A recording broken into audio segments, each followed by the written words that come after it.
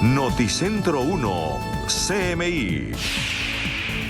Buenas noches, bienvenidos a las noticias. Los siguientes son los 3 hechos más importantes de hoy en Colombia. Por orden del gobierno nacional se realizaron los primeros bombardeos en el departamento del Cauca. Según conoció Noticentro 1 CMI, fueron 4 los lugares bombardeados por la Fuerza Aérea. Dirigidos estos bombardeos a campamentos de las disidencias de las FARC en zona rural de Argelia. En imágenes quedaron registrados los lugares atacados por las fuerzas militares. Según el gobierno nacional, se trata de operaciones ofensivas para permitir el ingreso de tropas. Vamos a hablar más de esta noticia en nuestra emisión nacional a las 9 de la noche. A un día de la imputación de cargos por corrupción durante su gestión en la unidad de riesgo, Olmedo López y Snyder Pinilla, exdirectivos de la entidad, enviaron videos y cartas de perdón a la justicia. Pinilla dice que recibió órdenes de su jefe para sobornar congresistas. Ampliación de esta noticia en nuestra emisión nacional a las 9 de la noche. Las autoridades de Norte de Santander adoptaron medidas especiales ante los desafíos en materia de seguridad y de salud derivados de los comicios electorales de este domingo en Venezuela. El eje fronterizo está custodiado por el ejército colombiano.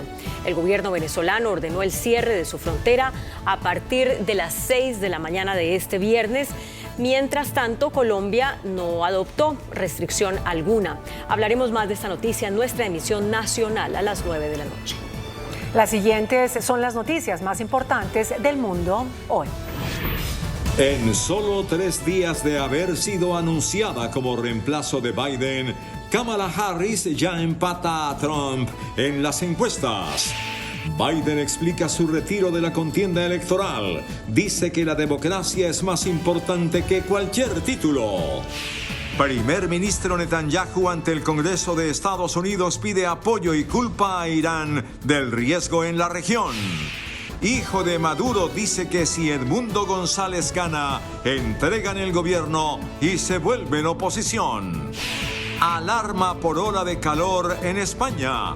Termómetros alcanzan los 45 grados. Solo 3 días después de haber sido anunciada como el reemplazo de Joe Biden en la candidatura demócrata a las elecciones de los Estados Unidos, las encuestas ya muestran a Kamala Harris con un empate técnico frente a Donald Trump. Una nueva encuesta de la cadena CNN anunció que la probable campaña para las elecciones presidenciales de este año entre la vicepresidenta Kamala Harris y el expresidente Donald Trump comienza sin un líder claro. Los datos revelan que Trump cuenta con un 49% del apoyo entre los votantes registrados de todo el país frente al 46% de Harris. Es decir, que la diferencia entre los líderes de ambos partidos pasó de 6 puntos cuando estaba Biden a tan solo 3 con Kamala, un resultado dentro del margen de error de muestreo de la encuesta. Por otra parte, Harris mantiene el 95% de los que antes decían apoyar a Biden, mientras que Trump conserva el apoyo de un 92%, ligeramente inferior de sus anteriores partidarios. Los que antes decían que no apoyarían ni a Biden ni a Trump en un enfrentamiento a 2, se dividen ahora en un 30% a favor de Harris y un 27% a favor de Trump, mientras que el resto dice que votaría a otra persona o se mantendría al margen de las elecciones de este año. Ahora bien, la mitad de los que apoyan a Harris en una nueva encuesta dicen que su apoyo es más a favor de ella que contra Trump. Se trata de un cambio drástico en comparación con la dinámica centrada en Trump de la contienda entre Biden y Trump. Entre los partidarios de Biden en la encuesta anterior, solo el 37% dijo que su voto era principalmente para expresar apoyo al presidente. Y por su parte, el presidente de Estados Unidos, Joe Biden, ofreció su primer discurso tras abandonar la carrera presidencial, donde resaltó que ya es momento de pasar la antorcha a una nueva generación de figuras demócratas.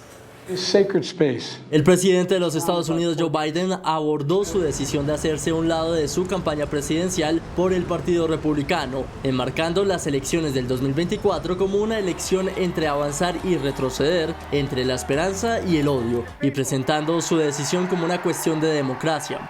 In recent weeks it's become clear to me that I need to unite my party in this critical endeavor. I believe my record as president, my leadership in the world, my vision for America's future, all merited a second term. But nothing can come in the way of saving our democracy. That includes personal ambition. So I've decided the best way forward is to pass the torch to a new generation. That's the best way to unite our nation. El discurso marca la primera aparición pública oficial de Biden desde que anunció que no buscaría la reelección. Y durante la convención de mujeres afroamericanas en Indianápolis, la vicepresidenta Kamala Harris dijo que el presidente Joe Biden es un hombre con una visión audaz. Entre tanto, un asesor de campaña de Donald Trump denunció a Harris por utilizar dinero de la campaña de Biden. En un esfuerzo por involucrar a las votantes afroamericanas en la campaña, la vicepresidenta Kamala Harris participó en un evento de la hermandad Zeta Pi Beta, donde dio un discurso y elogió al presidente Joe Biden. Joe Biden is a leader with bold vision. He cares about the future. He thinks about the future. He has extraordinary determination and profound compassion for the people of our country. And I say that because I know that we are all deeply, deeply grateful for his service to our nation. Harris también habló de la necesidad de que un demócrata continúe liderando el país.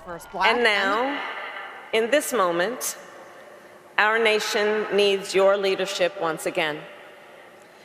In this moment, I believe we face a choice between two different visions for our nation. One focused on the future, the other focused on the past. And with your support, I am fighting for our nation's future. Por otra parte, el asesor de la campaña del expresidente Donald Trump presentó una denuncia ante la Comisión Federal Electoral contra la vicepresidenta por tomar indebidamente $91,5 millones, fondos de la campaña del presidente Joe Biden tras su renuncia. El primer ministro de Israel, Benjamín Netanyahu, dio un discurso en el Congreso de Estados Unidos donde pidió ayuda militar y dijo estar cerca de lograr un acuerdo para liberar a los rehenes que aún permanecen en manos del grupo terrorista Hamas. En un discurso al Congreso estadounidense, el primer ministro israelí Benjamín Netanyahu recalcó la importancia de permanecer unidos entre países. For the forces of civilization to triumph, America and Israel must stand together. Netanyahu también dijo que la ayuda militar acabará rápidamente con la guerra. La rápida ayuda militar estadounidense puede acelerar dramáticamente el fin de la guerra en Gaza y ayudar a prevenir una guerra más amplia en el Medio Oriente y la Segunda Guerra Mundial. Además, que la desmilitarización de Gaza puede conducir a un futuro de paz. Following our victory, with the help of regional partners, the demilitarization and de-radicalization of Gaza can also lead to a future of security, prosperity, and peace. That's my vision for Gaza. Por otro lado, mientras Netanyahu daba su discurso fuera del Congreso, miles de manifestantes con pancartas y lemas exigieron el cese del fuego para lograr la libertad de los secuestrados en Gaza. Asimismo, la policía del Capitolio detuvo a unas 200 personas que ingresaron y se sentaron en la mitad del recinto, pidiendo la terminación de la guerra en el enclave palestino. A esta hora todavía continúan las manifestaciones y a su vez la represión policial. El hijo del presidente de Venezuela, Nicolás Maduro Esguerra, aseguró que si su padre pierde las elecciones presidenciales este 28 de julio, él y sus seguidores entregarán el poder y serán oposición. Las declaraciones las dio en una entrevista al diario El País de España, en la que, no obstante, aseguró que el oficialismo está convencido de que ganará la votación de este domingo. Y el mandatario Nicolás Maduro aseguró que sus amenazas de un baño de sangre en Venezuela son una reflexión e instó a tomar manzanilla para los nervios. Entre tanto, la líder opositora María Corina Machado dijo que las amenazas ya no asustan a nadie. Luego de que el presidente de Brasil comunicara que sintió susto por las amenazas del presidente de Venezuela, Nicolás Maduro, de que si pierde las elecciones el 28 de julio habrá un baño de sangre, Maduro dijo que solo es una reflexión e instó a tomar agua de manzanilla para los nervios. Yo no dije mentiras, solo hice una reflexión. El que se asustó, que se tome una manzanilla, porque este pueblo de Venezuela está curado de espanto. Entre tanto, la líder opositora María Corina Machado dijo que las amenazas ya no asustan a nadie. Que haya una guerra tiene que haber enemigos. Aquí no hay enemigos. Nosotros hemos logrado unir al país en un movimiento de redención para la liberación. Y esas amenazas, que yo no sé quién cree que van a asustar, ya no asustan a nadie. El expresidente de Argentina, Alberto Fernández, afirmó que si Maduro pierde las elecciones de Venezuela, debe aceptar el resultado. Lo que Venezuela necesita es recuperar su convivencia democrática. Como dijo Lula, el que gana, gana y el que pierde, pierde. Punto, se terminó. Ante estas declaraciones, Maduro le retiró la invitación como veedor electoral. En un nuevo informe, Naciones Unidas asegura que 1 de cada 11 personas en el mundo carece de alimentos básicos. 5 organismos de las Naciones Unidas han publicado el último informe sobre el estado de seguridad alimentaria y nutrición en el mundo y han declarado que alrededor de 733 millones de personas pasaron hambre en el 2023, el equivalente a 1 de cada 11 personas en el mundo y 1 de cada 5 en África. El informe reporta que estamos muy lejos de lograr el objetivo de hambre cero para el 2030. Es más, el mundo ha retrocedido 15 años con niveles de desnutrición iguales a los del 2009. En África es donde más aumenta la población que padece hambre, permanece estable en Asia y mejora en América Latina, donde entre el 2022 y 2023 pasaron del 31,4% al 28,8% de la población afectada, lo que aún equivale a 187,6 millones de personas. No obstante, al profundizar en los datos se observan importantes diferencias subregionales, una Sudamérica que ha mejorado sustancialmente, una Centroamérica que se ha estabilizado y un Caribe que todavía no está bien. España registra la segunda ola de calor de esta temporada con temperaturas máximas de 45 grados Celsius y mínimas por encima de los 28 grados. En España tan solo han pasado 5 días desde el final de la primera ola de calor del verano y según advierten los meteorólogos ya está desarrollándose la segunda con la elevada probabilidad que se alcancen temperaturas extremas este fin de semana. Durante estos días se esperan máximas que localmente podrían ser superiores a los 45 grados Celsius y mínimas que no bajarán de los 28 grados. El Ministerio de Sanidad, por su parte, también ha encendido las alertas amarillas, naranjas y rojas en prácticamente todo el territorio español y ha pedido a la población extremar las medidas de prevención ante el calor. Las autoridades anunciaron que hoy se presenció el día más álgido de este episodio, cuando se registraron temperaturas entre 40 y 45 grados Celsius en el centro del país. El senador demócrata por Nueva Jersey, Bob Menéndez, renunció a su escaño. Esta renuncia se hará efectiva el 20 de agosto.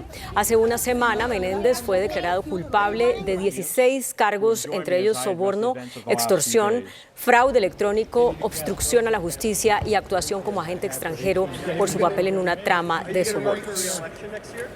Grave accidente aéreo en Nepal. Las autoridades reportaron al menos 18 personas muertas y solo un sobreviviente cuando un pequeño avión de pasajeros perteneciente a Sauria Airlines se estrelló y se incendió mientras despegaba de la capital, Katmandú. El avión, que transportaba a 2 miembros de la tripulación y 17 técnicos, se dirigía a un mantenimiento regular en un nuevo aeropuerto del país. En China empezó a funcionar un nuevo sistema de reabastecimiento de combustible. Usa una aplicación móvil y un robot. En el centro de China se puso en funcionamiento un robot de reabastecimiento de combustible. Se trata de una máquina autónoma que puede completar todo el proceso de tanqueada de combustible en solo 2 minutos. Una vez que el propietario del vehículo pide una cita a través de una aplicación, el conductor estaciona el vehículo en la zona designada. El robot de repostaje localizará el tapón del tanque de combustible a través de una tecnología de reconocimiento visual y completará de forma autónoma una serie de operaciones como abrir el tapón, tanquear y cerrar el tapón. Los robots de reabastecimiento pueden funcionar las 24 horas del día y son compatibles con más de 500 modelos de vehículos. Hola, buenas noches, bienvenidos a Entrevista CMI. Nuestro invitado de esta noche es el nuevo presidente del Congreso de la República, el senador conservador Efraín Cepeda Saravia y actual presidente de ese partido, que a propósito, mañana realizará un congreso ideológico hasta el viernes en Cartagena, departamento de Bolívar. Senador Cepeda, buenas noches, bienvenido a Entrevista CMI. Muy buenas noches, Gerardo. Mil gracias a ti, a Yamit, con el saludo muy especial por esta invitación, y aquí estamos dispuestos a absolver los interrogantes que nos plantees.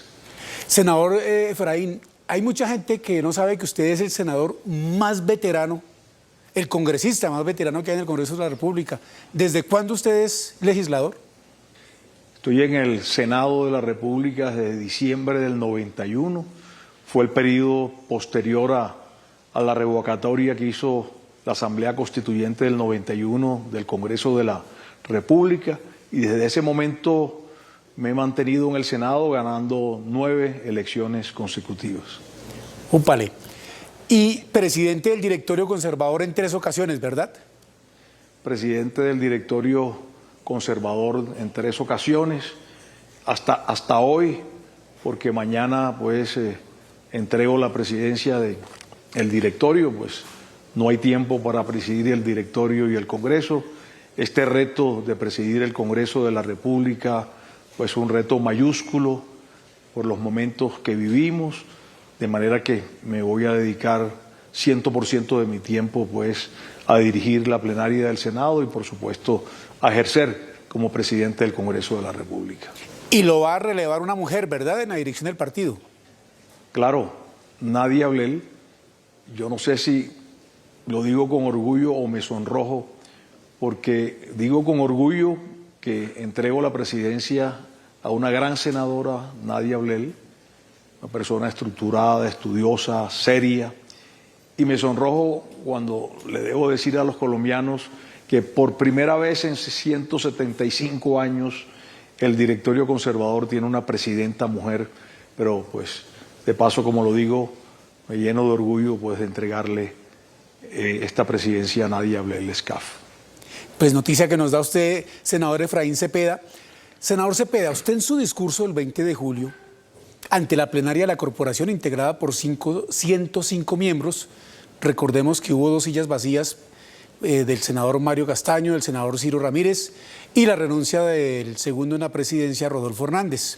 Había 108, quedan 105. Dijo usted que no a constituyente, no a fast track y por supuesto no a reelección. ¿Por qué tan enfático?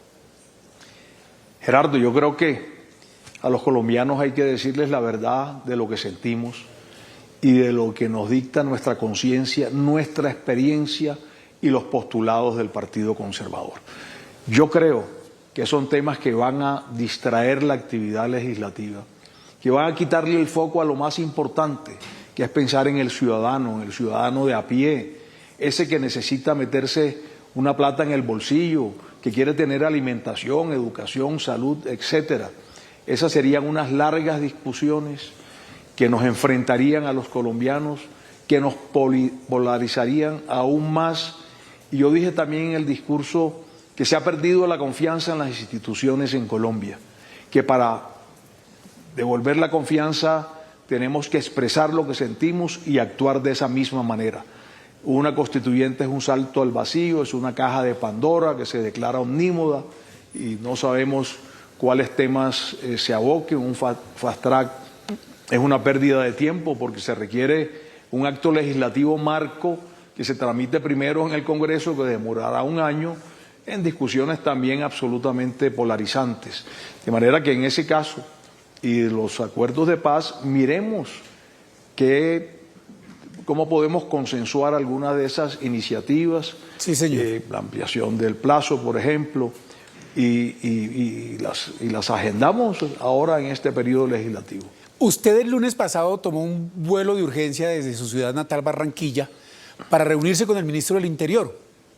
También con el presidente de la Cámara tuvo el ministro reunión. ¿Qué consensuaron allí, qué acordaron para ese trabajo armónico que debe haber entre el Ejecutivo y el Legislativo? Bueno, primero, Gerardo, no fue de urgencia, era una reunión pactada. Yo lo primero que quiero decirte a ti y a los colombianos, que jamás me senté con el gobierno nacional antes de mi elección, porque hay algunos mentirosos diciendo que pactamos X o Y cosas. con la Cámara de Representantes. Eso es absolutamente falso y yo creo que está entre aquellas premisas de calumniar, que de la calumnia algo queda.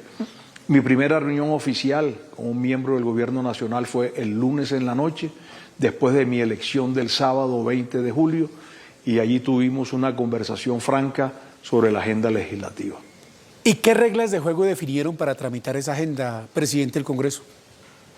Sí, primero, no fui solo. Me acompañó el senador y vocero de mi partido, Nicolás Albeiro Echeverri, porque creo que son conversaciones que se deben dar ante testigos.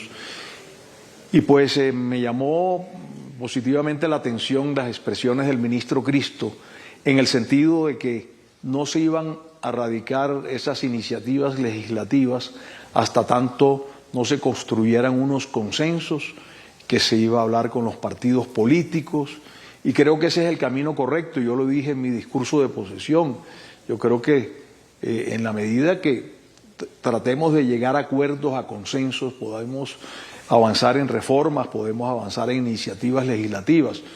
Pero lo que no es el Senado de la República ni mi partido conservador es notario de ninguna iniciativa. Nosotros fuimos elegidos también popularmente. Este Senado y este Congreso tienen toda la legitimidad. Fuimos 22.600.000 votos. Eso equivale a llenar 400 veces la Plaza de Bolívar. Por eso, pues, hay legitimidad, y yo he dicho también que para la reforma el camino es el Congreso. ¿Qué más legitimidad que esa? Además, un Congreso que en 33 años ha reformado la Constitución 55 veces, 108 artículos, y tenemos constituciones de países, de muchos países del mundo de más de 100 años que no se han tocado. De manera que en el marco de eso se dio la discusión, en el marco de eso pues sí, señor, tomé la decisión de decir que no estoy en la orilla, como no está mi partido de la Asamblea Nacional Constituyente, pero fue un diálogo franco y cordial, y en la medida en que se pueda aplicar la búsqueda de los acuerdos, pues allí estaremos. Por ejemplo, la reforma a la salud, sí, somos conscientes que se requiere una reforma a la salud, pero construyendo sobre lo construido. Este es uno de los sistemas de salud más importantes del mundo, deteriorado sí en estos últimos meses, fundamentalmente porque no se están girando los recursos que se requieren, pero si podemos llegar a consensos, lo intentamos en el Partido Conservador, 12, 14 reuniones. En ese momento la ministra de entonces se burló de nosotros y por eso tomamos la decisión de votar no. Si nos sentamos en una mesa y miramos cuáles eran las posturas del partido y por supuesto de los otros partidos y llegamos a consensos que no dañen el sistema, sino que lo fortalezcan, ahí podemos estar en esa orilla. Me hace recordar esa respuesta que usted me da, senador Cepeda, de una reunión que tuvieron ustedes junto con el expresidente César Gaviria, jefe del Partido Liberal, la entonces jefa del Partido de la U, hoy gobernadora del Valle, Dilén Francisca Toro, y usted a nombre del Partido Conservador, con el presidente en Palacio, y que llegaron a intentar hacer acuerdos, y acuerdos que fracasaron para esa fallida reforma a la salud. Sí, en el Ministerio de Salud se hicieron los oídos sordos, o peor aún, llegábamos a acuerdos sobre la mesa, nos daban la mano y luego no aparecía el articulado acordado. Y eso pues, ese diálogo de sordos pues sí no se podía sostener, y por eso tomamos la decisión en ese momento de votar negativamente la reforma a la salud. Y miren la suerte que corrió, se hundió en la Comisión Séptima del Senado de la República. De manera que si encontramos consensos podemos avanzar como notarios, y lo quiero repetir, en esa orilla no estamos. Senador Cepeda, como presidente del Congreso y hasta hoy jefe de una bancada tan importante como la del Partido Conservador, tanto en Senado como en Cámara, ¿qué debe hacer el gobierno, qué debe conciliar con los demás sectores para que esa reforma a la salud, que todos ustedes coinciden es necesaria en nuestro país, sea aprobada si es que finalmente se presenta ese proyecto de nuevo? No, mire, eso era un tratado como de 168 artículos, muchos incluso repitiendo normas ya aprobadas. Yo creo que se requiere algo más breve y algo concreto en el sentido de, lo repito otra vez, construir sobre lo construido. Aquí de lo que se trataba, este proyecto que se hundió, era básicamente destruir prácticamente todo el sistema de salud de Colombia, con la experticia de 31 años, y se escucha internacionalmente como uno de los sistemas más prestigiosos. Y por supuesto hay que entregar los recursos necesarios ahora. Estamos de acuerdo que hay que llegar a los territorios territorios distantes donde no ha llegado con fuerza ese sistema de salud, a esas regiones. Digamos, son los temas que sí requieren algún tipo de reformas, pero tenemos estructura, tenemos experiencia y eso también hay que conservarlo. Sí, señor. Y en ese propósito de ojalá conciliar y no hacer oídos sordos en la relación legislativo-ejecutivo, ¿qué proyectos cree usted que deberían ser prioritarios para esa transformación que reclama el país y que con su voto de protesta al votar por Gustavo Petro y Rodolfo Hernández les envió un mensaje a ustedes, pero sin destruir lo que usted dice está construido? Sí, yo creo que uno de los proyectos más importantes del gobierno nacional es el de la descentralización, la regionalización.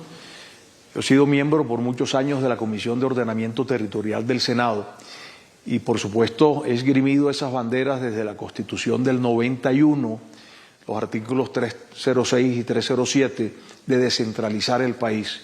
No puede ser que continuemos con este esquema que se viene cada día recentralizando más y que el 80% de los recursos se manejen desde el centro del país. Incluso muchas veces se le da más competencia a las regiones y menos recursos.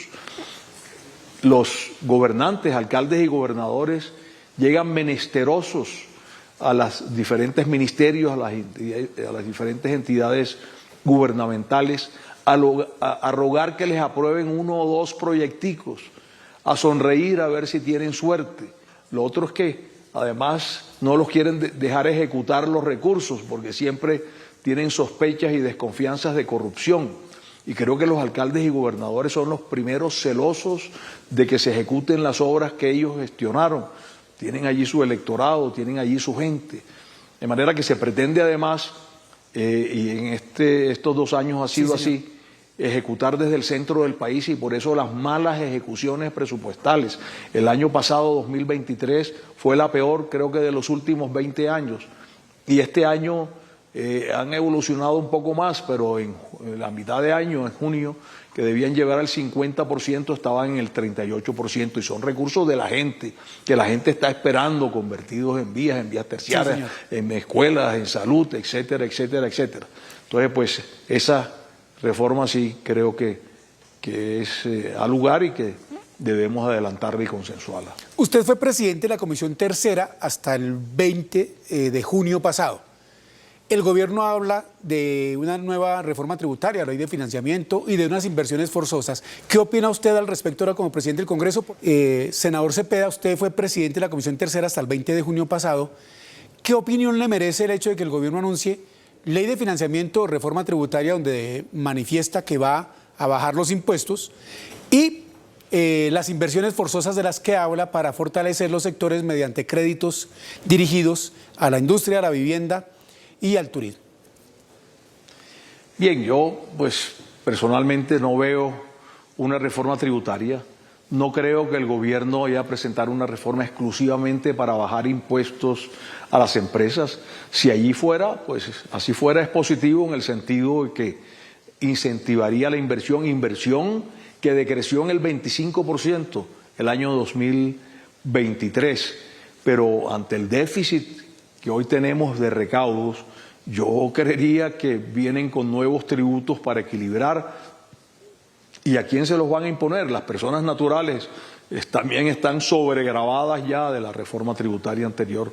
Lo de inversiones forzosas, yo creo que también le quita incentivos a la inversión, de tomar la plata privada para inversiones directas. A mí lo que me parece es que hay que rodear al sector privado, y también lo dije en mi discurso de posesión.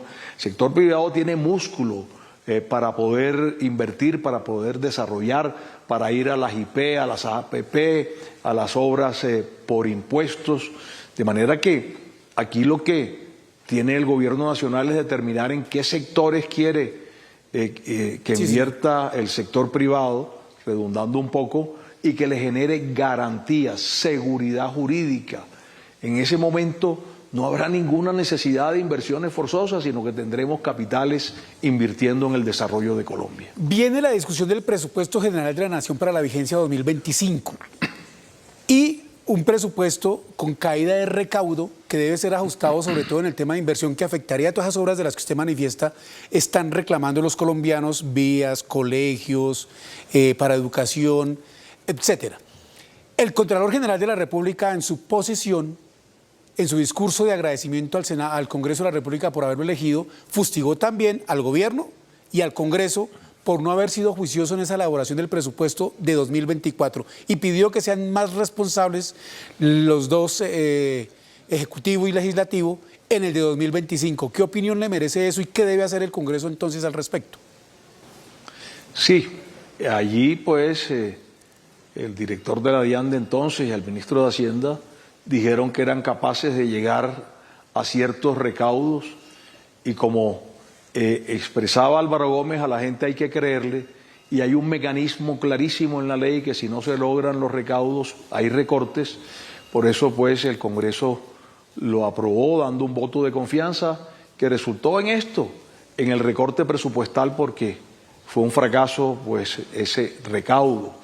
Para el presupuesto de 2025 el tema es muy doloroso porque pasamos algo así como 92 o 93 billones de servicio a la deuda de este año como a 125 y pasamos también de 98 billones de inversión en este año como a 70 y tantos.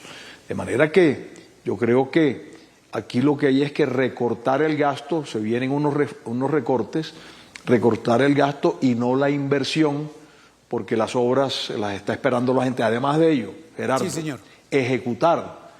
Yo no sé cómo se distraen unas carteras pensando en otros temas y se le olvida que la ejecución es lo fundamental. Cuando se aprueba un presupuesto general de la Nación y lo sanciona el presidente, ya esa plata no es del gobierno, ni de los bancos donde muchas veces se deposita, esa plata es de la gente, que se debe convertir en diferentes obras que no voy a repetir. Sí, señor. Obras y de tipo tampoco social, esa plata, educación, salud, terciaria, etcétera, vivienda. Tampoco esa plata es de los políticos, como quedó demostrado en el escándalo de la Unidad Nacional de Gestión de Riesgo, ¿verdad, doctor Cepeda? Algo asqueante.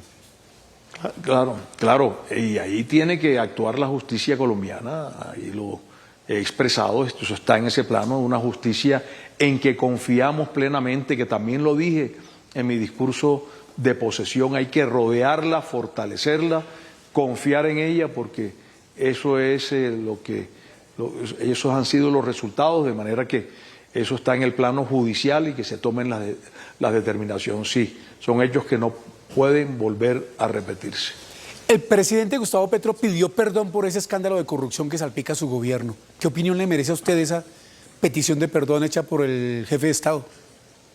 Sí, a mí me sorprendió positivamente, porque sin duda el escándalo pues nace en una entidad del gobierno nacional, un funcionario o unos funcionarios del gobierno, y por eso pues yo creo que el presidente pues además lo hizo, y repito pues yo creo que el Congreso y los colombianos pues se sorprendieron gratamente de que se diera perdón por lo que sucedió, que no es responsabilidad directa del presidente, pero sí política.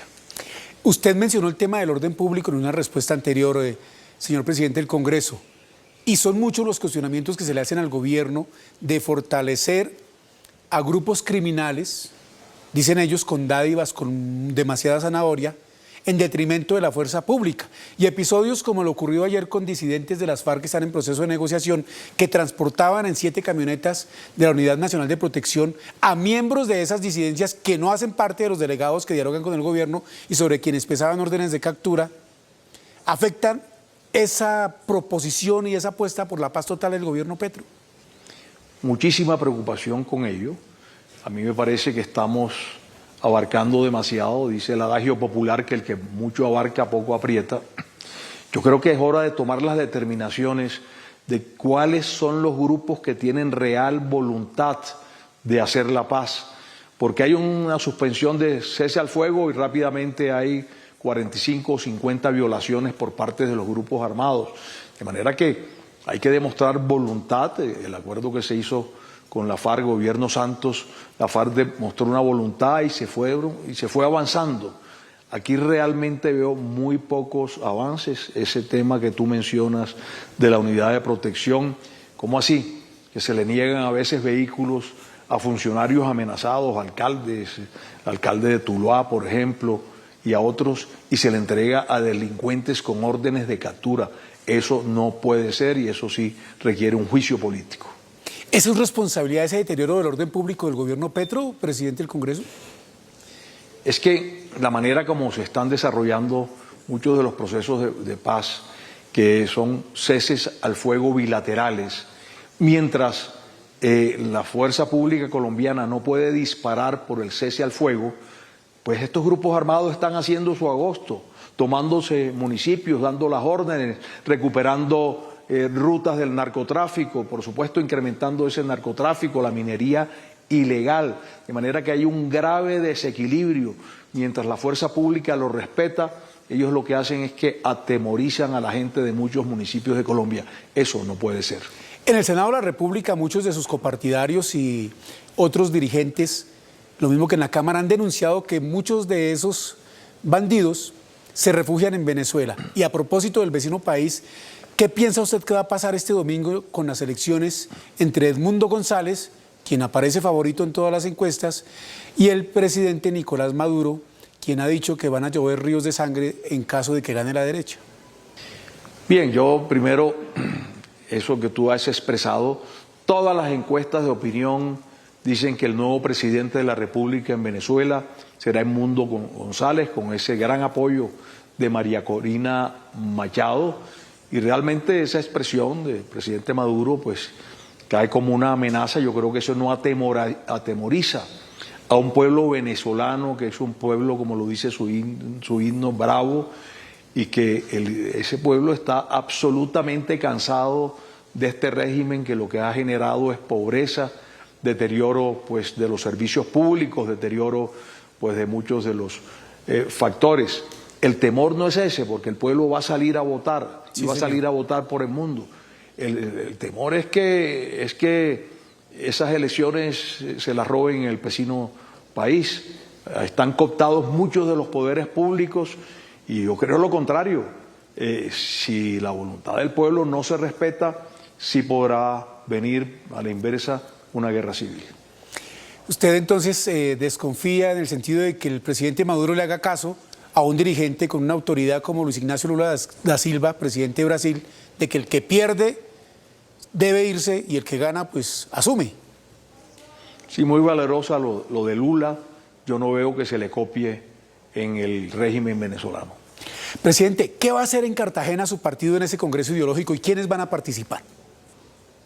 Bueno, es un encuentro ideológico programático muy importante, donde se tratarán, y los traje aquí escritos, pues los temas de fast track, de la constituyente, de la reelección, de la agenda legislativa, de las reformas, reelección a que también he dicho enfáticamente que no ha lugar, que además se tiró la llave al mar por parte del Partido Conservador cuando, además de aprobar el acto legislativo de prohibición, dijimos que adicional a eso se requería un referendo. El Congreso ideológico, las relaciones de gobierno y el contexto son básicamente los temas, y tendremos conferencistas de gran nivel, nacionales e internacionales, los congresistas, exministros, en fin, muchos funcionarios de alto nivel, gobernadores del Partido Conservador, y esta es la culminación de un trabajo que venimos haciendo en los últimos meses, que es ir a poner el oído a las regiones. Yo me he trasladado a varios departamentos con equipo del Partido Conservador a reunir la dirigencia y escucharlos en sus inquietudes, cuál es su visión de país, cuáles son los problemas más importantes que tienen, cuáles son las soluciones. Además, hicimos una gran encuesta de opinión, eso va a un comité programático también de alto nivel, compuesto por exministros, excontralores, exmagistrados, y luego las mesas de trabajo de los participantes en Cartagena, y ese día pues tendremos esa plataforma ideológica programática, de manera que también me siento muy orgulloso de dejar al partido con una plataforma de esa envergadura, que sirva precisamente para los candidatos, senadores, representantes de cada región o candidatos mejor al Senado, sí, a las cámaras de cada región, y los candidatos y el candidato o los candidatos a la presidencia de la República, porque el Partido Conservador llevará candidato a la presidencia. El Partido Conservador viene con el impulso de las elecciones del 29 de octubre, que tengo el orgullo de haber presidido, donde nos constituimos en el primer partido de centro derecha de Colombia y que ganamos el 20% de las alcaldías, y eso no es menor, porque 4 años atrás éramos 16 partidos políticos, sí, ahora no sé en qué momento se convirtieron en 36 participaron, y nosotros con el 20% de las alcaldías nos constituimos en ese partido de centro derecha de Colombia, y lo sentimos como un llamado que nos hacen nuestras bases, nuestra dirigencia regional, porque el partido es un partido de regiones, para que vayamos a discutir y a ganar la presidencia de la República. Terminó usted echando la cuña del partido que dirige, dice usted esta mañana, porque le entregará las riendas de esa colectividad a la senadora Nadia Ablel, de la Comisión Séptima, que debe ser si se respetan los acuerdos. Presidente de la Comisión Séptima, se quedaron ustedes también con la Comisión Quinta, ahí no se respetaron los acuerdos, en manos de otro senador de la colectividad, Marcos Daniel Pineda, exalcalde de Montería. Señor presidente del Congreso, muchas gracias por estar aquí en Entrevista CMI. Gerardo, muchas gracias a ti por la amable invitación y por supuesto a quienes nos están viendo en este momento. Aquí tenemos un presidente que cumple palabra, que es confiable y que estamos iniciando las plenarias en punto para que el pueblo colombiano nos pueda sintonizar y para que los congresistas también sepan cómo utilizar su tiempo. Unas plenarias que han sido tranquilas, como lo he pedido, sin pugnacidades, porque ahí se discute lo político y no lo personal, y ese es el mensaje que tenemos que enviarle a los colombianos. Discusión, sí, con tranquilidad, con altura y sin agravios, como lo desea el pueblo colombiano, no más polarización, y en estas 2 sesiones el Senado de la República ha demostrado que sí se puede. Buenas noches, senador Cepeda. Ustedes, televidentes, los invitamos a que continúen aquí en sintonía en Noticentro 1 CMI con las noticias de Colombia y el mundo. Buenas noches. Se reactivan bombardeos en el Cauca. La Fuerza Aérea lanzó hoy 4 bombardeos a disidencias de las FARC. Presidente explica objetivo de operación ofensiva para recuperar el Micay. Un menor muerto y 12 heridos en el Plateado Cauca. López y Pinilla confiesan corrupción. Alcaldes del país piden más seguridad. Iniciamos nuestra segunda hora de noticias. Por orden del Gobierno Nacional, las fuerzas militares reanudaron los bombardeos en el departamento del Cauca. El ministro de la Defensa, Iván Velásquez, indicó que no se trató de bombardeos contra un objetivo específico y señaló que se hicieron para facilitar el ingreso de tropas del ejército a una zona donde están las disidencias. Desde el Congreso de la República, el jefe de la cartera de defensa del Gobierno Nacional, Iván Velásquez, reveló que en las últimas horas se realizaron bombardeos por parte de la Fuerza Aérea en el departamento del Cauca, los primeros autorizados por el presidente de la República, Gustavo Petro. Hubo bombardeos para facilitar la llegada al territorio de soldados. No hubo bombardeos contra objetivos humanos. Según conoció CMI, fueron 4 los bombardeos realizados en zona rural de Argelia. Según el gobierno, estos bombardeos no tenían objetivo específico, sino que se trató de operaciones para desactivar campos minados, esto con el fin de permitir el ingreso de tropas. Para garantizar la seguridad, dispersando de cualquier lugar, pero especialmente frente a la gran posibilidad de la existencia de minas, artefactos explosivos en la zona donde debía llegar este grueso de soldados. Estas imágenes dejan en evidencia los campamentos que fueron bombardeados. No se confirman muertos. Desde las fuerzas militares se precisaron detalles de estas operaciones ofensivas en contra de las disidencias FARC.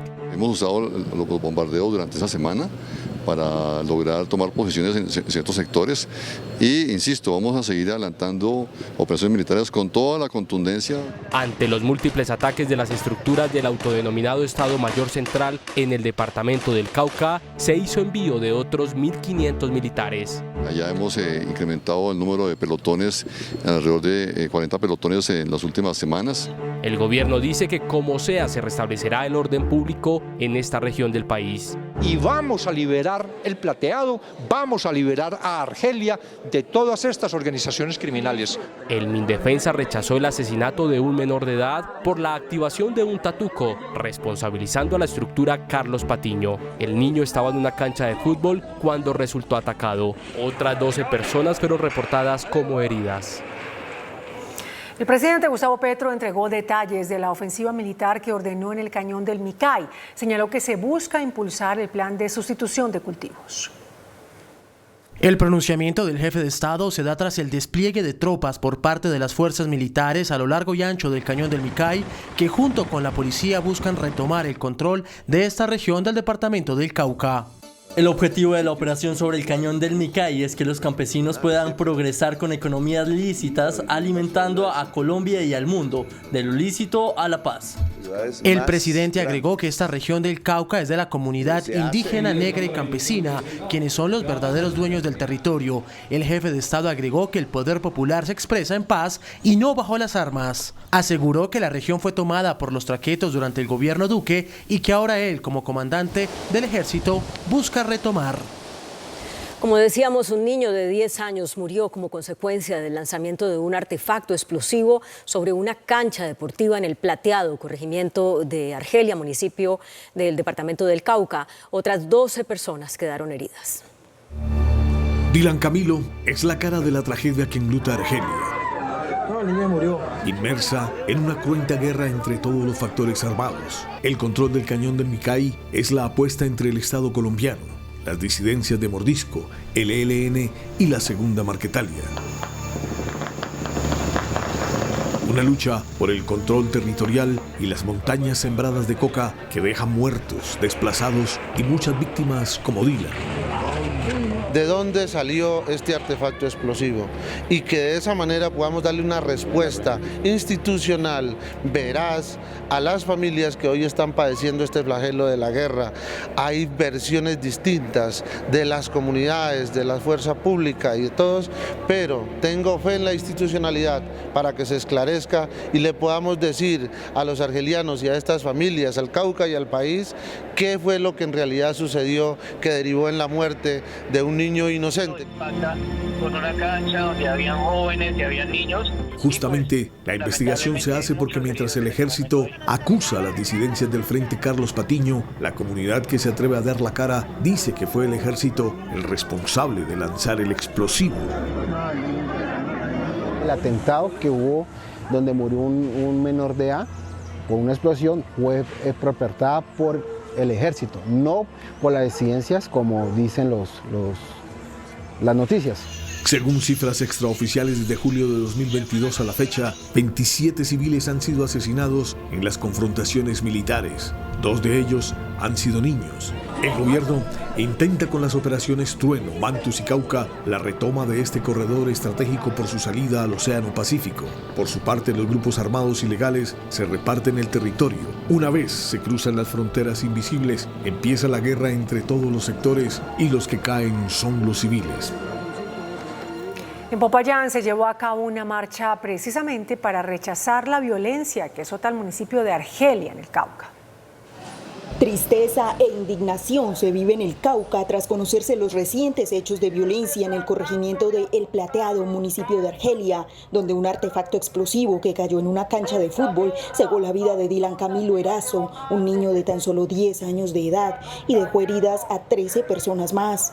Entre tanto, el tío materno del menor fallecido pidió presencia del gobierno nacional en un departamento que ha sido olvidado, el cual le apostó a la paz, y hoy se ve todo lo contrario. Le gustaba el estudio, compartía con su familia, con sus amigos, era muy cariñoso. Por su parte, el gobernador del Cauca, Octavio Guzmán, indicó que se han destinado más de 6.000 millones de pesos para la adquisición de inhibidores de drones que permitan evitar la afectación a la población civil y fuerza pública. A pocas horas de realizarse la imputación de cargos a Olmedo López y a Sneider Pinilla, exdirectivos de la Unidad de Gestión del Riesgo, por las irregularidades en la contratación de la entidad, ambos enviaron videos y cartas en los que piden perdón y también protección a la justicia. Ante un juzgado penal de garantías, la Fiscalía imputará cargos y solicitará medida de aseguramiento contra los exdirectivos de la Unidad de Riesgo Olmedo López y Sneider Pinilla por el escándalo de corrupción en la entidad. En la imputación se hablará sobre la primera línea de investigación de la Fiscalía relacionada al millonario contrato de los carrotanques de agua para La Guajira. López y Pinilla saben que los enviarán a la cárcel y dicen que aceptarán cargos formalmente. El primero dijo en un video que tenía miedo. Hoy quiero contarle al país que tengo miedo. Tengo miedo porque sé que poderosos me quieren silenciar. Poderosos que le temen a que se conozca la verdad. Pinilla envió una carta al juzgado en donde reconoce su responsabilidad y dice que es consciente de que conformó un entramado criminal y dice que recibió órdenes de su jefe para sobornar congresistas. En la audiencia se conocerán más detalles de las pruebas sobre este entramado de corrupción. Son 5 delitos a imputar: concierto para delinquir, peculado por apropiación, interés indebido en la celebración de contratos, falsedad ideológica en documento público y falsedad en documento privado. Fuertes combates se registraron en el departamento de Putumayo entre el ejército y las disidencias de las FARC de la Segunda Marquetalia. En medio de las operaciones fueron capturados 3 presuntos guerrilleros.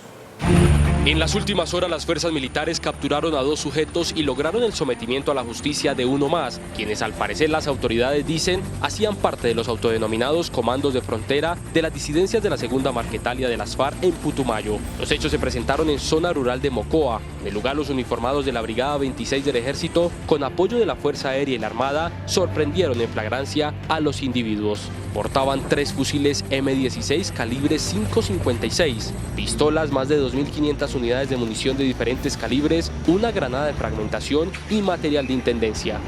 Los capturados y el material incautado fueron puestos a disposición de las autoridades competentes. En la zona de los hechos, el despliegue operacional continúa por parte de las fuerzas militares.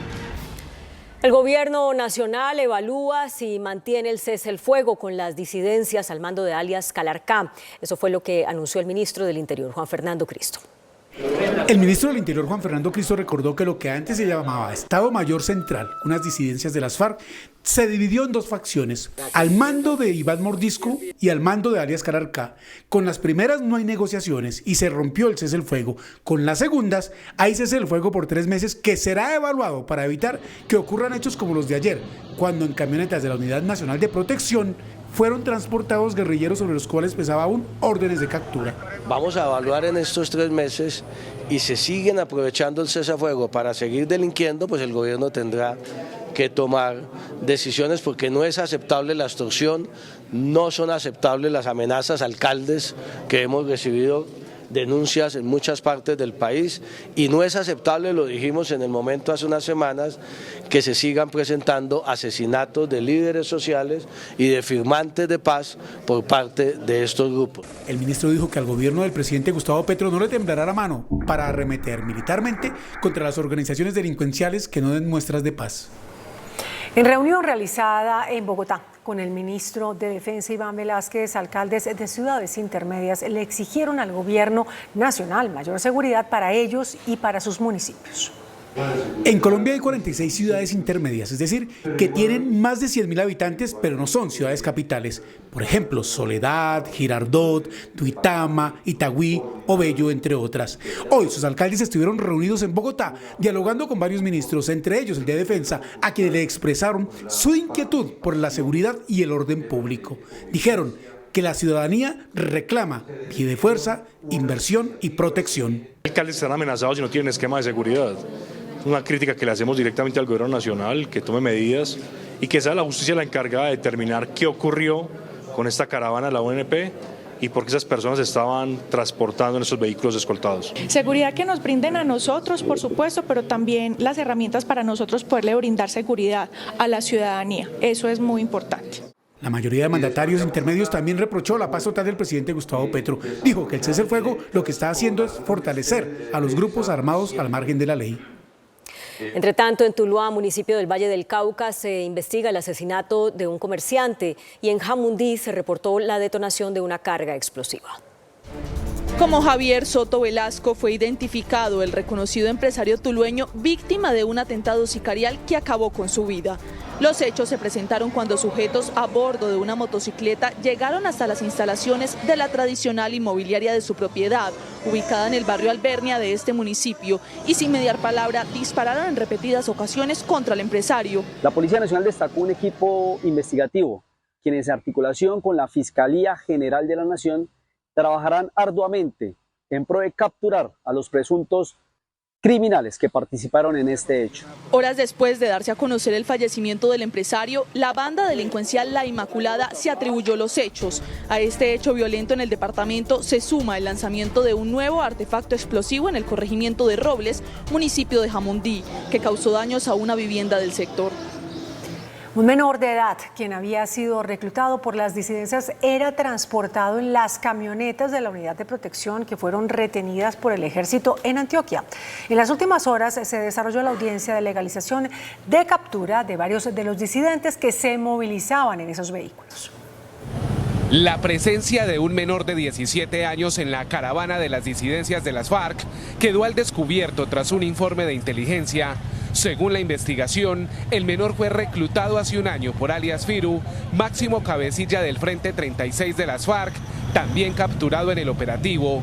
Al parecer, el menor fue obligado a trabajar como explosivista, no tenía documentos y a esta hora permanece en poder del ICBF. El menor es puesto a disposición de la inspección de permanencia una vez es trasladado desde el batallón Pedro Nel Ospina. Justamente por su condición de ser menor de edad, habría que iniciarle el proceso de restablecimiento de derechos. Hoy una jueza legalizó la captura de Diego Armando Vargas, alias Boyaco, segundo cabecilla del bloque Jorge Suárez Briceño de las disidencias de las FARC y quien fue sorprendido en una de las 7 camionetas de la UNP.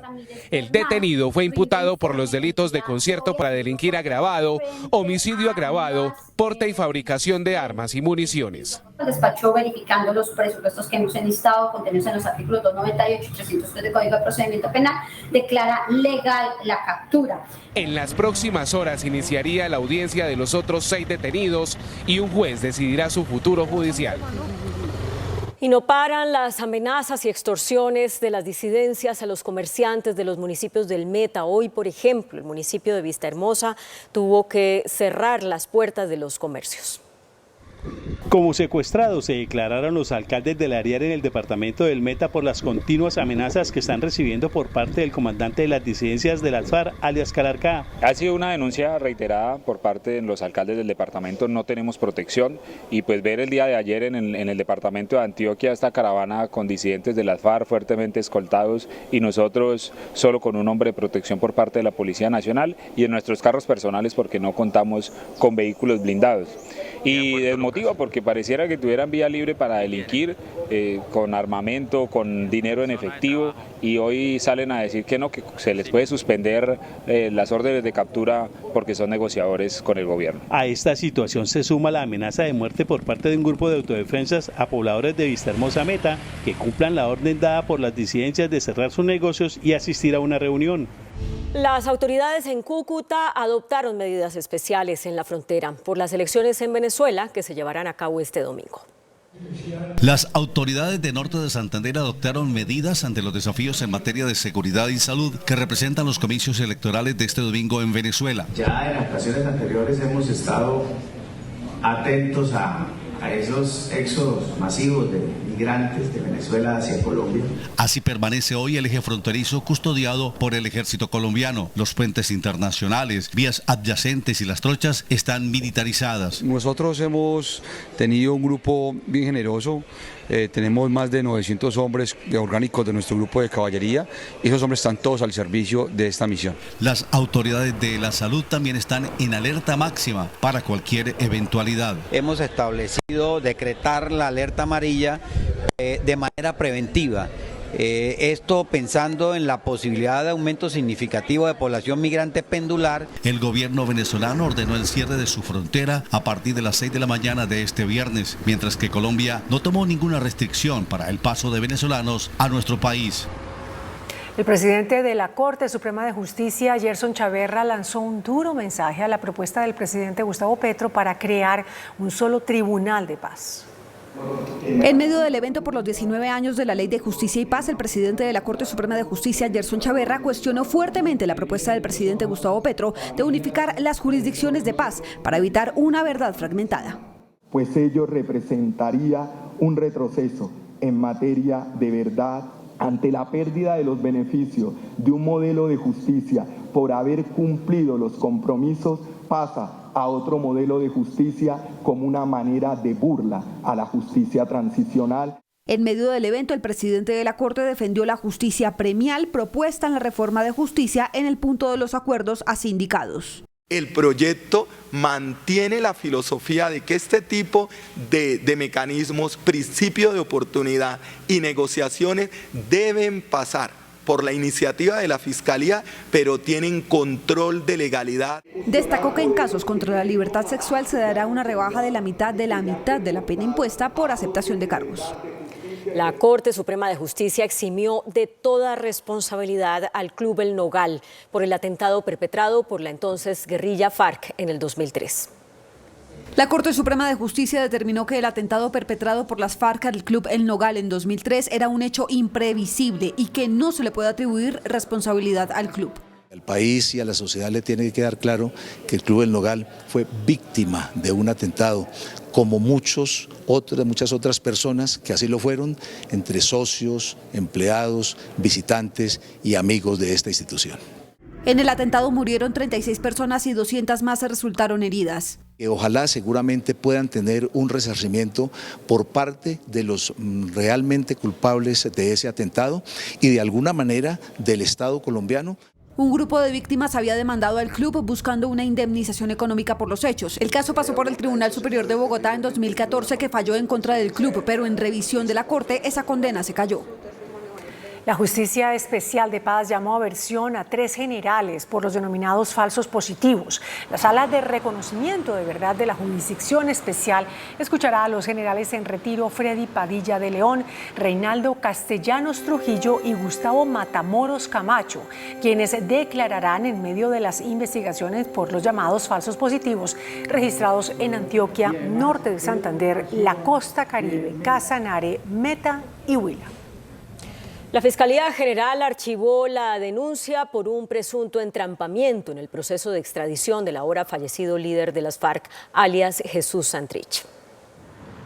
Por falta de pruebas, la Fiscalía ordenó archivar la investigación que pidió abrir la Jurisdicción Especial para la Paz por presunto ocultamiento de pruebas, obstrucción a la justicia y fraude a resolución judicial contra 2 funcionarios de la Fiscalía en relación con el supuesto entrampamiento en el proceso de extradición al exjefe guerrillero Jesús Santrich. Se comprobó que los funcionarios cumplieron con todos los trámites establecidos en la ley para decretar la captura y posterior extradición que fue avalada por la justicia en el 2018. Santrich, quien ya había firmado un acuerdo de paz, había sido acusado de negociar cargamentos de droga hacia Estados Unidos. La Contraloría General alertó sobre una inminente pérdida de recursos públicos en el sistema carcelario e inició una vigilancia especial en las cárceles. La Contraloría inició un proceso de fiscalización al Ministerio de Justicia, a la Unidad de Servicios Penitenciarios USPEC y al IMPEC, en el que visitarán varias cárceles del país, empezando por el Buen Pastor en Bogotá, para verificar las condiciones y servicios que se prestan. 1. La alimentación en estos centros de reclusión. 2. Las condiciones y servicios de salud. 3. Actividades de resocialización que fueron comentados y solicitados por varias personas privadas de la libertad. Y 4. Las condiciones de infraestructura y de operación logística del centro.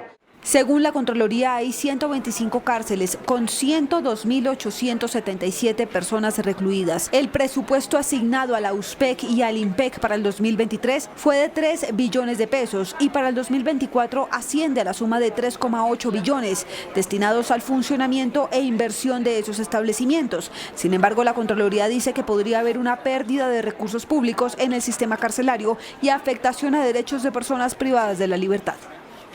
En otras noticias, un estudio de la Asociación Nacional de Internos y Residentes de Medicina revela que el 70% de los residentes del país son víctimas de maltrato o de acoso. En el estudio de la Asociación de Residentes se identifican dos principales violencias contra ellos, la psicológica en un 79.8% y la física en un 14.7%. Generan algunas consecuencias a nivel psicológico, a nivel físico. Algunos de los testimonios eran, por ejemplo, unas personas que sufrieron tanto maltrato psicológico que llegaron a tener problemas de tiroides, pérdida de peso de 10, 15 kilos, caída de cabello, pues trastornos mixtos de ansiedad, depresión. El maltrato físico, digamos que es como el más visible o el que más en cierta forma escandaliza porque este ya no es oculto. El Ministerio de Salud sostendrá una reunión con la asociación para revisar posibles soluciones. La idea es establecer una ruta de maltrato, que lo ideal es que esto acobije a todos los trabajadores en salud. Estamos exigiendo que haya un organismo veedor tanto para las universidades como para los hospitales, porque algunas veces el maltrato no lo generan los docentes, sino que también lo generan los médicos asistenciales. El 70% de los residentes son víctimas de maltrato o acoso. Después de más de 6 horas de reunión, los taxistas y la alcaldía de Bogotá llegaron a un acuerdo para levantar definitivamente el paro en el que se encontraba el gremio y garantizar el cumplimiento de las normas de tránsito en la ciudad. El punto más importante y en el que más tardaron en concertar las partes fue la manera en la que el distrito garantizará a los taxistas que va a redoblar las acciones en contra de la prestación de servicio público en carros particulares y motos. Ellos tendrán que intensificar los operativos y sancionarlos con la norma tal cual como lo dice la ley 336. Además de este acuerdo, quieren insistir en una reunión con representantes del gobierno nacional para buscar soluciones más profundas. Estamos trabajando para que se cumpla la ley, porque es que la ley existe, lo que pasa es que no se está cumpliendo. Por su parte, el distrito aseguró que los trabajos acordados continuarán si las condiciones lo permiten. Las mesas de trabajo se mantendrán, siempre y cuando no se adelanten vías de hecho que afecten la movilidad y el orden público de la ciudad. Por lo pronto, el gremio se compromete a no realizar más bloqueos en la ciudad. Los sindicatos del Ministerio de Trabajo mantienen la huelga luego de incumplimientos por parte de esa cartera. La parálisis laboral completa 50 días. Casi 2 meses se cumplen de la huelga de los sindicatos del Ministerio de Trabajo. Aunque se reactivó la mesa de diálogos, trabajadores y ministerio no han llegado a acuerdos.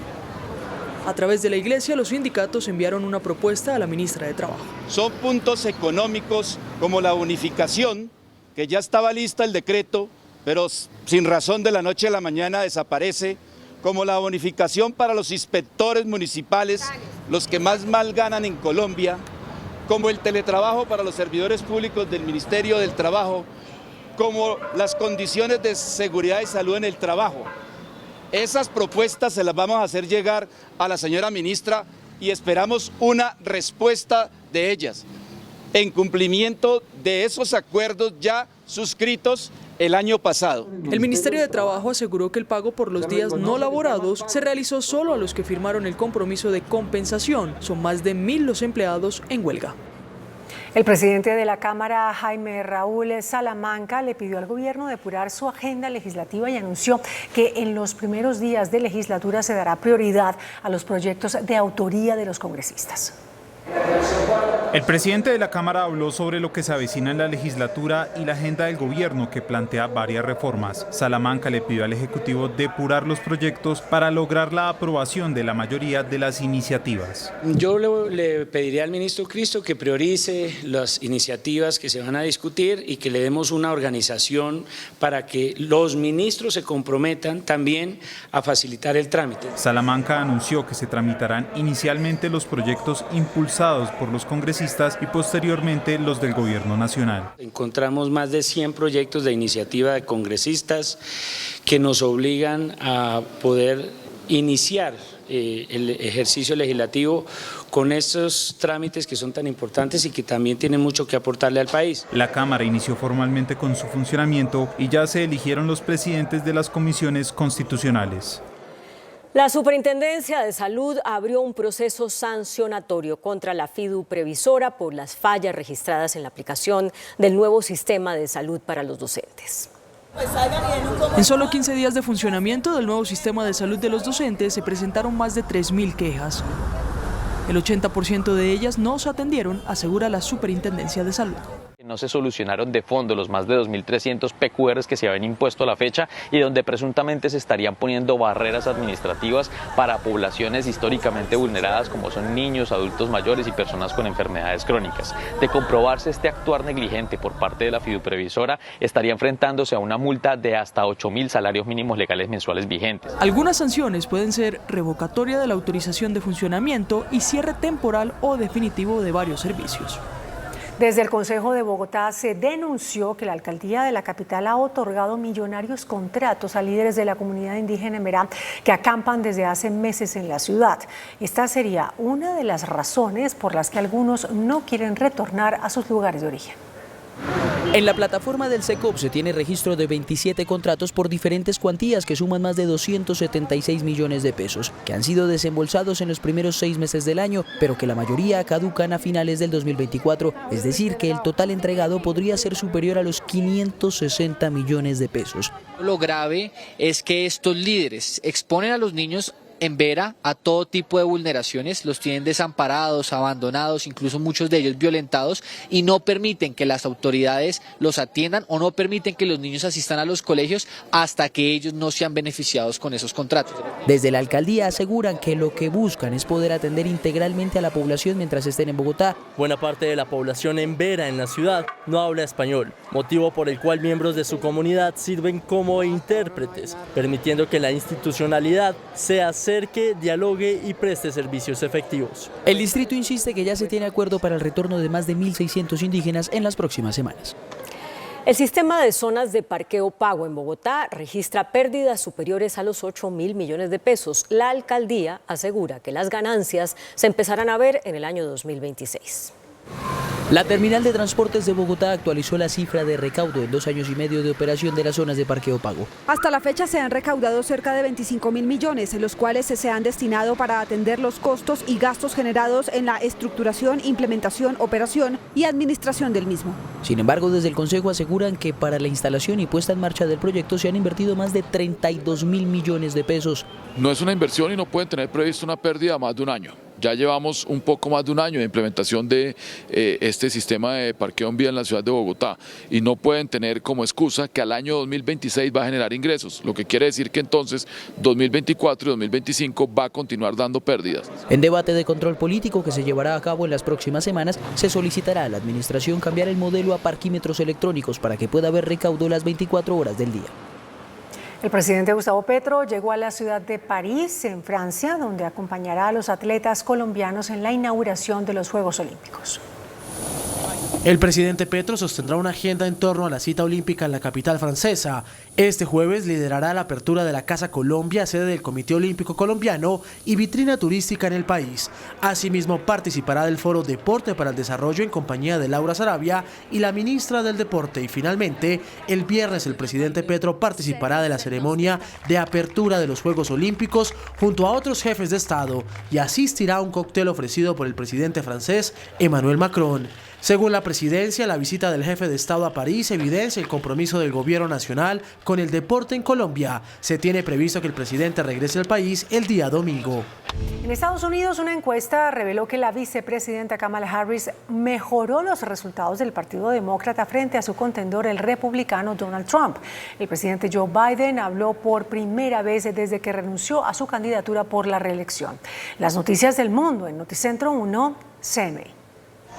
Una encuesta revela que el republicano Donald Trump cuenta con un 49% de apoyo entre los votantes registrados de todo el país, frente al 46% de la demócrata Kamala Harris. Es decir, que la diferencia entre los líderes de ambos partidos pasó de 6 puntos cuando estaba Joe Biden a tan solo 3 con Kamala, un resultado dentro del margen de error.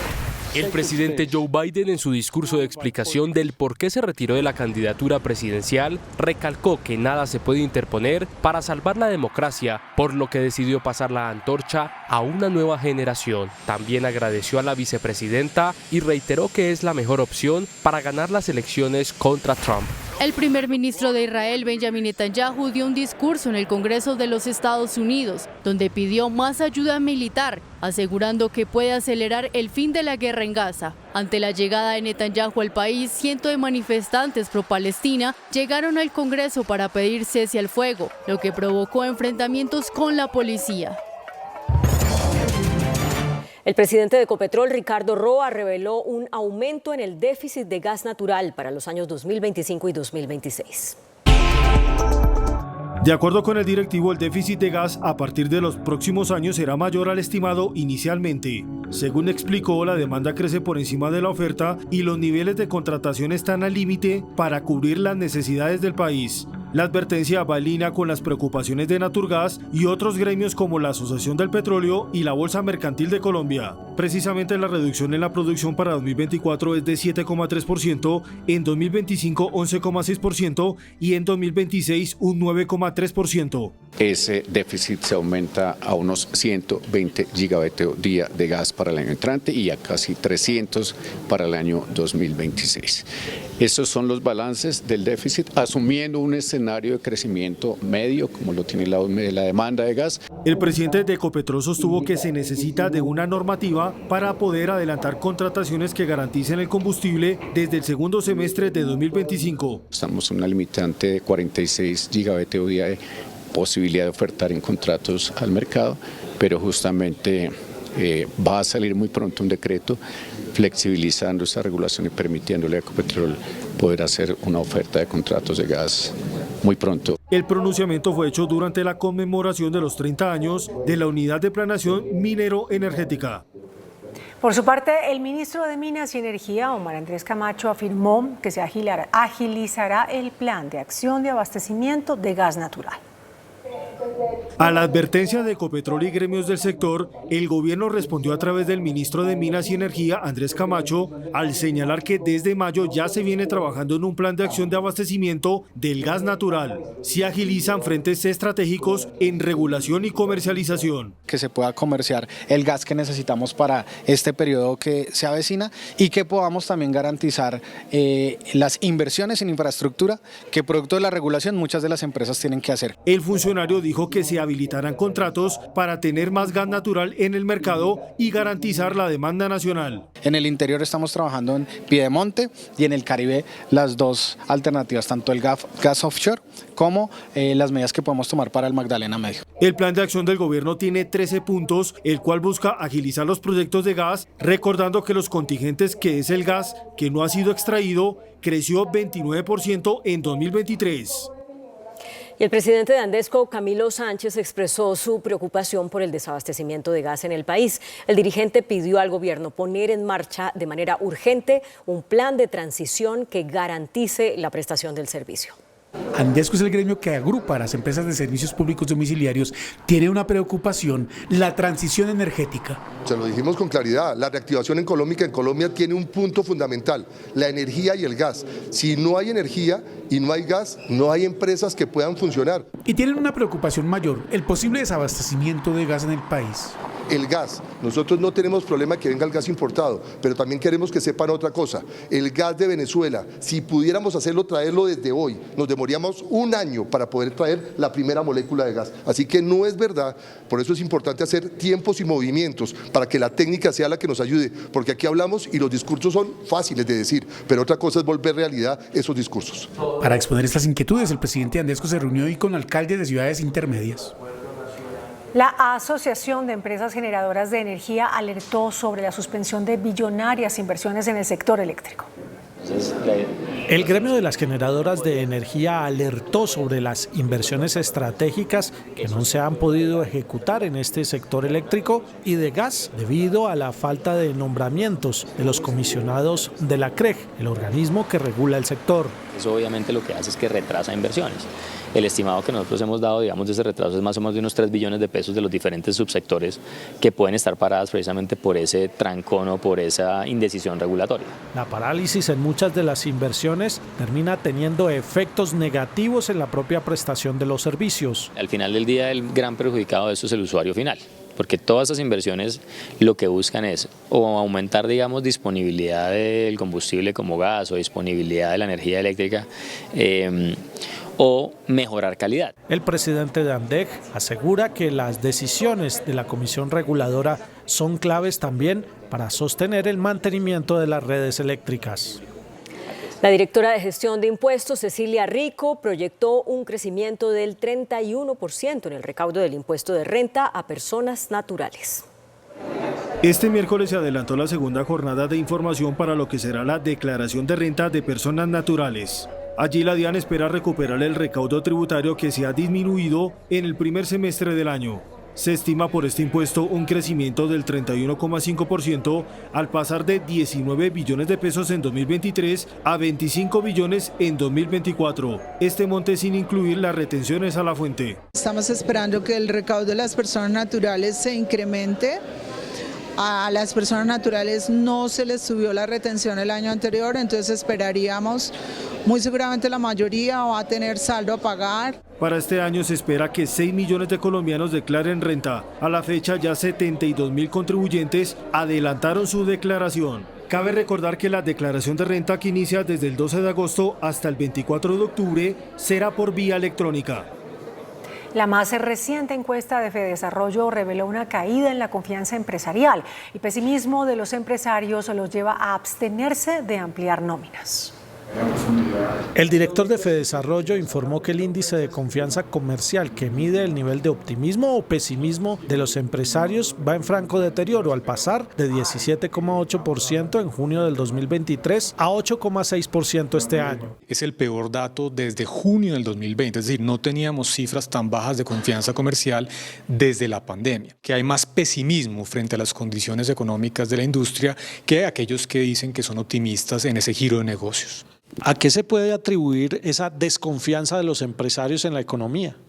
Cuando se abre el crecimiento económico, los sectores de comercio e industria continúan en terreno negativo y naturalmente eso se refleja en estas encuestas de percepción en donde los empresarios dicen pues no estamos en un buen momento actualmente. En el sector industrial las cifras son negativas. Se pasó de una confianza del menos 2,2% a menos 3,1% en junio. El senador Miguel Uribe, autor del proyecto que resucitaba los días sin IVA, rechazó la objeción al mismo anunciada por el presidente Gustavo Petro. A través de sus redes sociales, el presidente Petro respondió a los cuestionamientos de su decisión de no sancionar este proyecto de ley. Es simple, si usted no cobra IVA por los productos importados, usted acaba con la producción nacional, destruye el trabajo nacional sin ninguna contraprestación. Desde la Cámara de Representantes aseguran que el proyecto no tiene un impacto fiscal. Quisiera que el presidente de la República no vio las colas de colombianos buscando comprar sus electrodomésticos. Para el autor y ponente del proyecto ante el Senado, la decisión del presidente es simplemente política. Una gran noticia para los colombianos y por asuntos políticos, por capricho e ideología, Gustavo Petro objeta la ley. Definitivamente a Gustavo Petro no le interesa el bienestar de los colombianos. Desde el Congreso de la República se anunció que estudiarán las objeciones para enviar nuevamente el proyecto a sanción presidencial. A pesar de las dificultades económicas y del bajo crecimiento del país, el número de nuevas sociedades creadas este año va en aumento. Esto según la Confederación de Cámaras de Comercio, Confecámaras. Registros que llevan el presidente de Confecámaras, Julián Domínguez, informó que mientras en el primer semestre del año 2023 se conformaron 42.378 sociedades, en el mismo periodo de este año la cifra subió a 45.388, un 7% más. Las empresas que se formalizan son empresas que tienen una mayor vocación de crecimiento que aquellas que son informales o tienen una condición más precaria. En total este año se han creado 174.000 empresas de todos los tamaños, 32% sociedades y 68% personas naturales. El tejido empresarial del país es de un 90% microempresas y pequeñas empresas. Esto hay que protegerlo muchísimo, por eso estamos empeñados en lograr que las empresas puedan crecer, las empresas puedan perdurar en el tiempo. La Federación de Lonjas de Propiedad Raíz reveló los resultados de un estudio según el cual la mayoría de las familias colombianas prefiere vivir en conjuntos cerrados para minimizar los riesgos por seguridad. Es casi el 70%. Los datos más recientes suministrados por el gremio inmobiliario revelan que cada vez más familias prefieren los conjuntos residenciales a las viviendas individuales. La seguridad es un factor determinante. Por lo general cuentan con un esquema de seguridad, un vigilante que pueda brindarle seguridad a las personas que viven en las propiedades. Fede Lonjas también reveló que en el país ya hay más gente viviendo en arriendo que en vivienda propia. Colombia dejó de ser un país de propietarios, ahora somos un país de arrendatarios porque el 40,3% de los hogares viven en una vivienda en alquiler. Estamos hablando de alrededor de 7 millones de hogares que prefieren o viven en alquiler.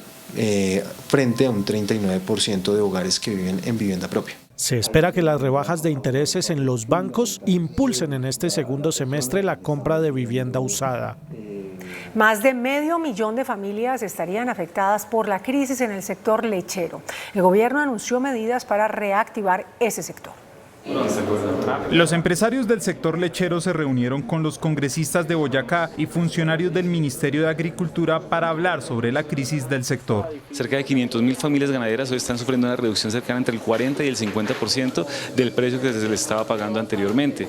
Es una crisis que está motivada debido al aumento en las importaciones, al aumento de la producción nacional. Tras la reunión, se preparan medidas para el sector. El gobierno ha tomado unas medidas importantes que van a tener un efecto importante en el mediano plazo. Tiene que ver con las ventas públicas, y es que el Estado es uno de los grandes jugadores en el sector lácteo, a través del PAE, a través del ICBF, a través del IMPEC, y se busca que se esté logrando que estas entidades compren el producto nacional. La importación de leche sería una de las principales causas de la crisis, según dicen los asistentes de la reunión. El índice de capitalización de la bolsa, que mide el comportamiento de las 25 principales acciones, cerró a la baja. El índice selectivo MSCI Colcap de la Bolsa de Valores de Colombia bajó 0,45% a 1.354 puntos. La acción del Grupo Éxito fue la que más subió, con una valorización de 3,1% a 2.165 pesos. La acción del Grupo de Energía de Bogotá fue la que más bajó, con una pérdida de 4,94% a 2.500 pesos. La acción más negociada de la jornada fue la de Ecopetrol, al movilizar más de 12.000 millones de pesos, con una variación positiva de 0,71% a 2.135 pesos. El dólar cerró al alza. Indicadores económicos en Noticentro 1, CMI. La tasa representativa del mercado que regirá para mañana jueves será de 4.047 pesos con 66 centavos. Los profesionales del cambio compran la divisa en promedio entre 1.850 pesos y la venden entre 1.905 pesos. Un euro cuesta 4.356 pesos con 60 centavos. La libra de café en Nueva York se cotizó a $2 con 31 centavos.